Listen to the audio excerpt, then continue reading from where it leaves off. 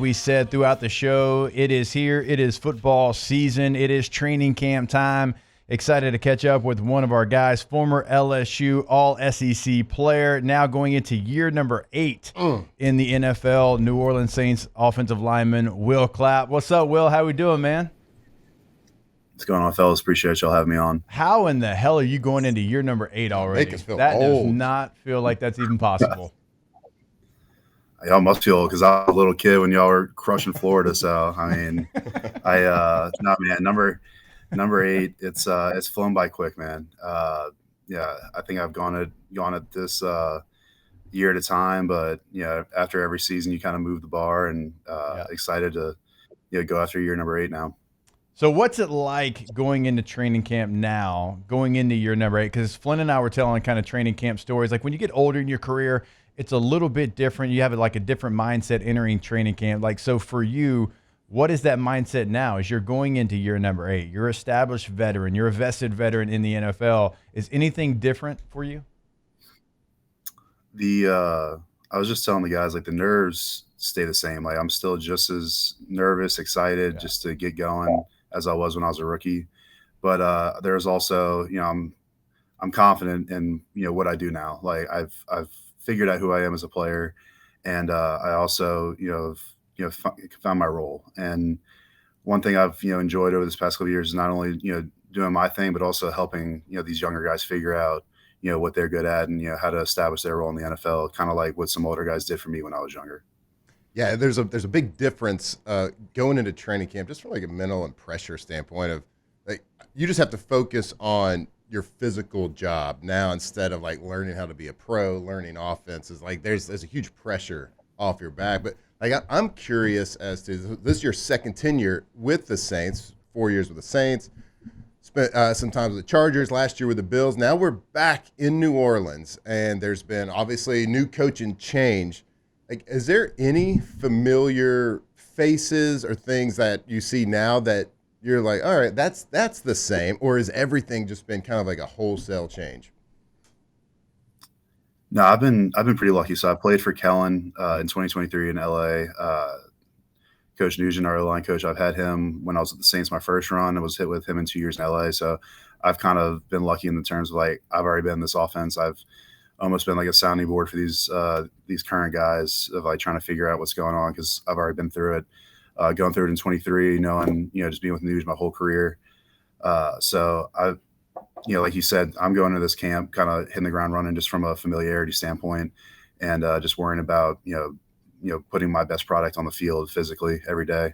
Because I feel like mentally, I've already gone through the, the ups and downs of figuring out a new playbook, back in 23 with Kellen. What is the plan for you this year, Will? Because obviously the center position is going to be, the one that's out in front, but you've played everything. Like, you've played tight end. I mean, I remember watching you your first time with the Saints. It's like you're reporting. It felt like every time you're going in there and you're playing some tight end stuff. Like, what do you feel like the plan is going to be for you this time around with the Saints? I think it's be a similar deal. It's anything and everything. If you're a backup in this league, you need to be able to play multiple spots. It's something that I got lucky enough that Coach Miles, when I was at LSU, he was always big on having guys like me and Posick, be able to play a bunch of different spots. So, I mean, I literally freshman year played right guard, sophomore year played left guard, played center my junior year. And that's, I think, helped me in the NFL. And as a backup, you need to be able to play multiple spots. Like you said, I played tight end. So it's really just anything I can do to, make myself valuable to make this roster every year. Yeah, so Will, I kind of heard some, once you signed with the Saints, I heard you talk a few times and say, like, when you heard Kellen Moore was getting the job, like you were hopeful that they would reach out and something could happen, y'all could make it work. I kind of want to know, like, as Louisiana and a whole, like, gets familiar with Kellen Moore as a head coach for the Saints, like, we all want to see what the product looks like on the field, but what made you excited to want to rejoin with him and the offense that you're going to get like immersed back into? Yeah, I think the most exciting thing about Kellen, as a play caller when I was with him in 23 was, he gave us the control to, make things happen on the field. And he showed us, the utmost confidence, even when we weren't getting it done on the field. I mean, you guys have been in these games where, let's say you're not running the ball well and, your coach just abandons it. You're just like, all right, well, it's the second quarter and this is like a 2-minute drill now because we're not running the ball well. Yeah. Like Kellen would just come up to us on the O-line and be like, hey guys, I'm still calling it, so figure it out. Like, I know y'all are gonna get this done. Like those small little moments, like he never has a panic. He never changes. Things are going well, things are going bad. He's the same guy. I'm excited just to be back around that. And, the staff he's put together, I love my time with Nuss. Also just being able to chop it up about LSU football with him. It's always a highlight of my day being with Nuge and the rest of the guys. So it's an exciting staff. It's, and I think, Kellen being at the forefront, he's creating a great environment for us. Well, I kind of want to go back to you talking about playing multiple positions and you've had to kind of do it all. Well, a guy like Trevor Penning is going to maybe have to do some different things. He's played a lot of tackle. He's going to try to probably play some guard this year. Like, are those conversations maybe that you've already had or that you will have with him saying, hey, this was my mindset when I went into a game because I could have played 3 different positions in any given game that I went into? Yeah, just talking with Trev about the position change. I mean, he's really embraced the guard move. Trev's a super talented guy, and some of the stuff we've seen in OTAs. I mean, we didn't have any live periods, but in the individual periods where we're honing in on the technique. I mean, this guy's a freak. I'm super excited to watch him develop and help any way I can. I know Nuge and TJ and Ja. There's some great guys to be able to mentor this guy, and he's already played a ton of ball, and I think his best football is still ahead of him. I think this is his 4th season. Finally getting to play inside, and this dude, when he gets you in a phone booth, he's going to beat you up. So these dudes are going to be closer to him. I'm excited to see what he can go through this season, and hopefully this leads to a big contract and lets him be the player that we all thought he was going to be coming out. I can't not go an interview without asking something about quarterbacks, right?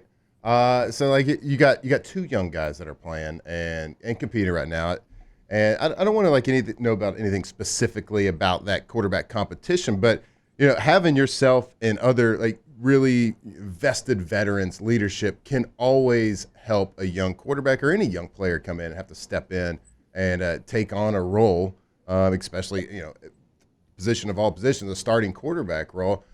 What have you seen from the young quarterbacks as far as just diving into a new offense and trying to take some sort of leadership role, vocal role within the team, within the offense? Yeah, these guys have been great all throughout OTAs. They've it seems like they're attached to Scotty and Nuss's hip on just trying to get every bit of information they can. And there wasn't much live team periods. They had a couple 7-on-7s, but we weren't doing live bullets with pass rush and everything. But I think the thing they did the best job of in OTAs was becoming just close with all the guys. Between Spence, Tyler, Jake, they all every day just trying to do something with all of us.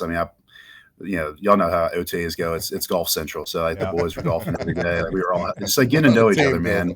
Yeah, the rounds go crazy in OTAs, but we that's the part that I feel like, especially for QBs, is just getting to know everybody and being great friends with all these guys, because the relationships matter, especially with your receivers and all that. So I think they embrace that role. I think they're all excited to compete, and the competition I'm excited to see during this camp. Now, Will, I know you are splitting time, I believe, through New Orleans and California, but you've gone through training camps at LSU. You've done them there for the Saints in some of the hottest places in America, and you got spoiled like I did. When I went to training camp in San Diego, it's like, this is the easiest thing I've ever done. Are we ready? Are we mentally ready to get back into the heat and humidity of a South Louisiana training camp? I'm ready. I'm ready for it, but I won't say I'm gonna love the heat of like you said. I was in Newport Beach for 2 years for training camp, and it felt like winter out there. I've had Christmases hotter than what we were doing in training camp there, and then I was in Rochester, New York last year for camp. So it's definitely be different, but like I said, the motivation is still the same.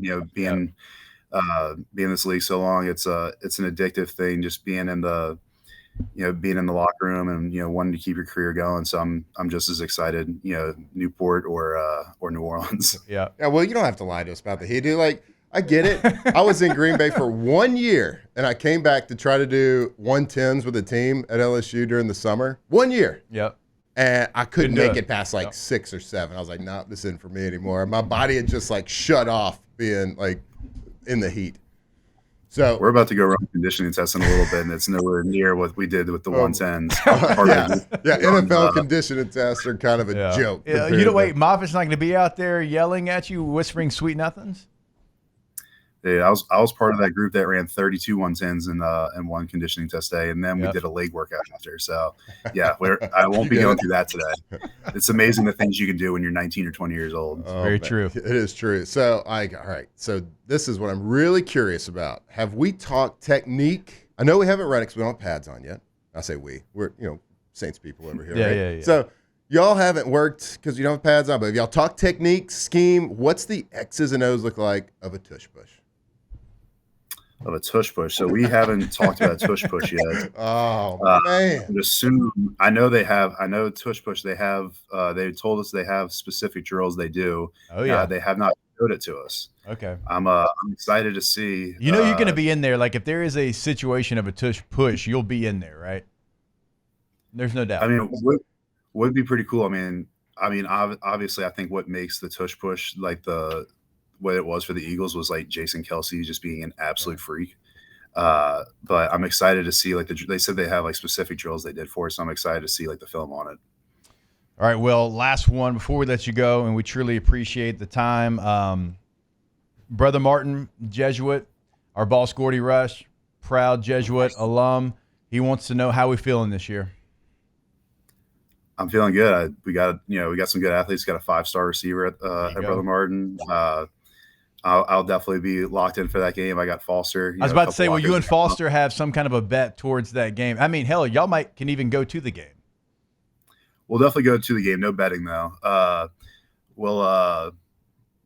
mean, Foster, you guys know him. He's gonna be messing with me 24/7 until this game. So I'm hoping the Satyrs Surprised get he's this on the done. screen right now.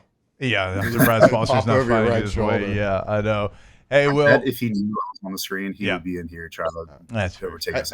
All right, last real quick question. What was that one place to eat in New Orleans that, like, when you were there your first 4 years, you're like, yeah, like this is a place I hammered every other week. Or, like, when you signed back, you're like, that's the place I'm excited that I can frequent now instead of like going there once every now and then when I'm back home. I would say my spot, my family's always gone to is Impastato's, a little Italian joint in Metairie. We eat there a ton. So yeah, right when I got back, called Mr. Joe and we went over there and ate.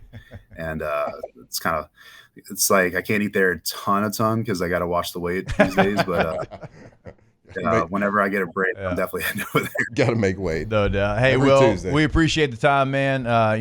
Obviously been following your career, LSU, Saints, Chargers, Bills, back to New Orleans. 8 years in the NFL, man. That is a hell of an accomplishment. So congrats on that, and congrats on being back in New Orleans and continued success, man.